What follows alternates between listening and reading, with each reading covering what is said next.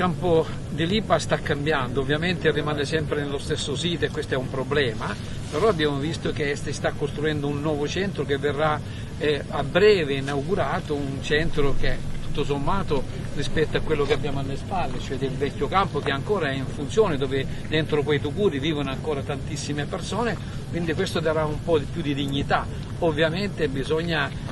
che venga gestito nella maniera corretta e considerare che dentro quei container devono andare delle persone, donne, uomini, bambini e famiglie, quindi siccome si prevede che possano essere messe là dentro 1500 persone, il che non va bene, quindi io spero che si possa avere una gestione migliore nel rispetto dei diritti umani, nel rispetto di queste persone. Dentro i container abbiamo visto staranno anche 6 letti con 6 persone dedicate ai bambini o ai ragazzi. Riteniamo che, visto che questa è una struttura nuova realizzata grazie ai fondi europei, riteniamo che si potesse fare qualcosa di meglio per quanto riguarda l'accoglienza.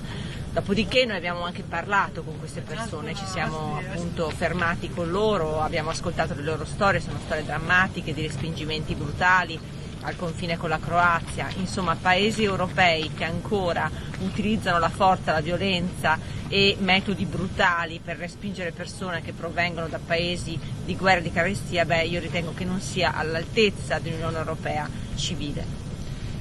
Sta per arrivare l'inverno e siamo, come ha detto un'operatrice, un po' prima della tempesta, nel senso che siamo in una situazione nella quale tanti provano a superare la frontiera adesso e non ci riescono e vengono respinti e trovano sistemazione nella vecchia struttura del campo di Lipa, che è in condizioni ancora inaccettabili, assolutamente inaccettabili, nonostante alcuni miglioramenti dovuti a organizzazioni umanitarie, tra l'altro italiane, e siamo davanti ad un nuovo campo fatto di container che può essere ben gestito oppure può essere assolutamente non dignitoso per le persone. Quindi in questa terra di mezzo ci vuole il massimo del presidio delle istituzioni europee e della mobilitazione di tutti. Permangono molti problemi, i racconti delle persone sono disarmanti, ti raccontano che vengono denudati, picchiati, derubati di scarpe, calze, dei pochi vestiti che hanno dalla polizia croata al confine, che hanno provato ad andare via 26 volte, sono stati rimpallati per 26 volte, che sì, si mangia bene ma vorrebbero ricongiungersi con le loro famiglie e hanno figli, madri, mogli disperse tra Grecia e Turchia, quindi c'è da chiedersi se questo sia veramente un modello di integrazione. Dei passi sono stati fatti, ma l'idea di un campo